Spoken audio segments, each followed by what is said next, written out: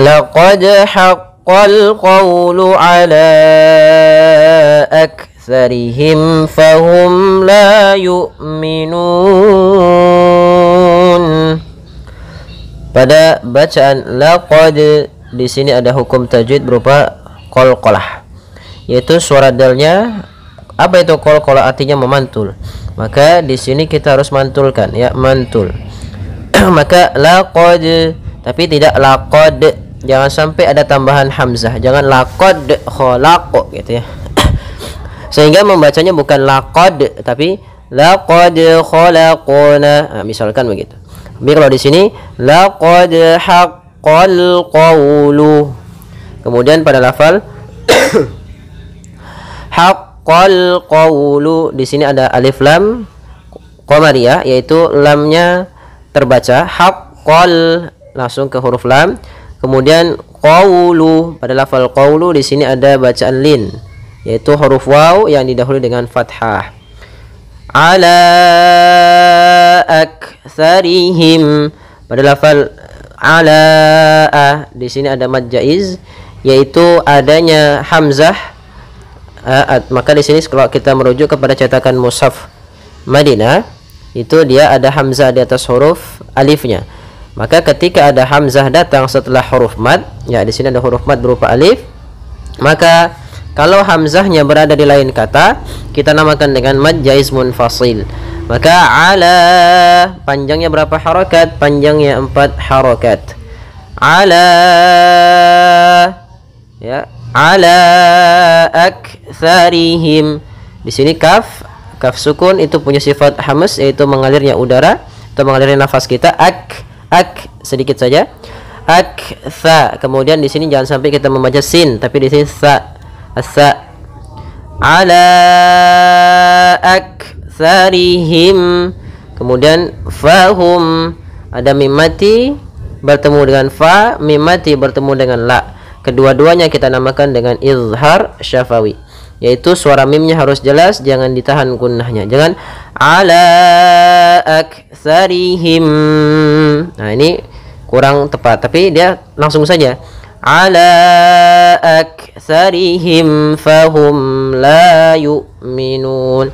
Kemudian pada lafal la di sini ada fathah bertemu dengan alif, maka hukum tajwidnya yaitu mad tabi'i, panjangnya 2 harakat. Kemudian yu'minun, yaitu kita matikan di lafal hamzah. Hamzah itu punya sifat namanya sifat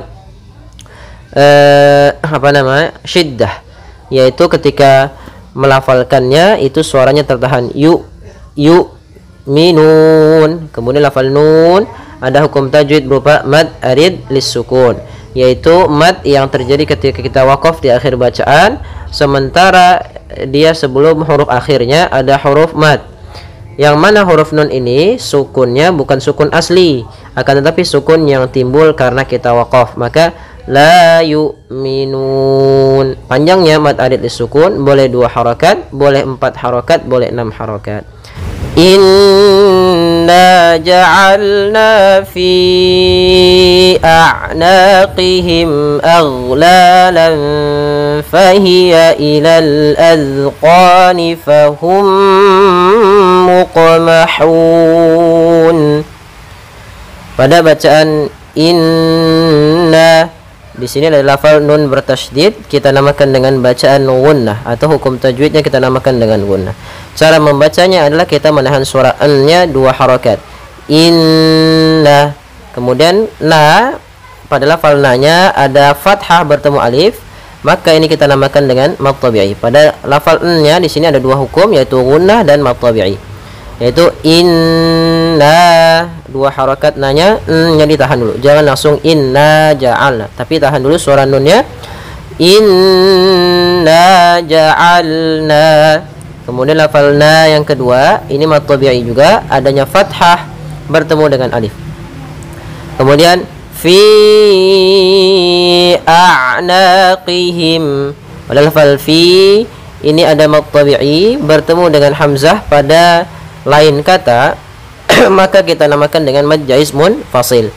Apabila ada huruf hamzah yang datang setelah huruf-huruf mad, yaitu alif, waw, dan ya, kemudian ada hamzah di setelahnya, kalau hamzahnya di lain kata itu kita namakan dengan mad jaiz munfasil.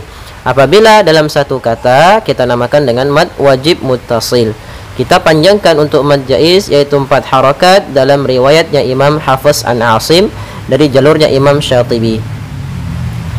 Fi a'naqihim, la, kembali lagi ada fathah bertemu alif yaitu adanya mad tabi'i. Kemudian qihim, a'naqihim, kemudian ketemu ada mim mati bertemu dengan alif yaitu kita namakan dengan izhar syafawi. Apabila kita mendapati dalam bacaan kita ada mim mati bertemu seluruh huruf hijaiyah selain daripada huruf mim dan ba, maka itu kita namakan dengan izhar syafawi. Kemudian aghlala, hati-hati dalam pelafalan ghain, tidak boleh memantul, tidak boleh aghlala, nanti menjadi huruf yang mantul. Kemudian la ada mad tabi'i yaitu panjangnya 2 harakat. Lan fahiya ila, pada lafal lan fa ini ada ikhfa hakiki yaitu ditandai dengan fathatain bertemu dengan fa. Apabila ada fathatain bertemu dengan fa, maka ini hukum tajwidnya ikhfa hakiki. Cara membacanya yaitu tanwinnya kita samarkan ke fa. Fa aghlalam fahiya ilal azqani. Pada lafal zal jangan sampai mantul, jangan azqani atau az dengan zai. Karena di sini zal kecil, azqani. Pada lafal qa ada fathah bertemu alif, kita namakan dengan mad tabi'i. Kemudian fahum muqmahun. Pada lafal mim bertemu mim, ini kita namakan dengan idgham mimi. Yaitu cara membacanya, mim yang pertama masuk kepada mim yang kedua, kita tahan gunnahnya. Fahum muqmahun. Kemudian ada huruf qaf yang berharakat sukun, maka kita namakan dengan qalqalah. Yaitu suara qafnya memantul tapi tidak ada tambahan huruf hamzah. Jangan muqmahun. Jadi itu ada sakta dan ada tambahan hamzah. Cara yang betul adalah muqmahun. Kemudian lafal hun ada hukum berupa mad arid disukun, yaitu mad yang timbul karena kita waqaf, yang mana ketika ada satu huruf sebelum huruf akhirnya yaitu ada huruf mad. Nah, di sini huruf akhirnya adalah nun. Nun ini karena kita berada di akhir bacaan kita waqafkan, maka menjadi nun yang berharakat sukun. Nah, sukun ini kita namakan dengan sukun arid, maka dinamakan dengan mad arid disukun karena timbul disebabkan karena ada sukun yang timbul karena waqaf. Maka pada lafal mad arid disukun boleh kita panjangkan 2 harakat, boleh 4 harakat dan juga boleh 6 harakat. Baik, semoga bermanfaat. Jazakumullah khairan.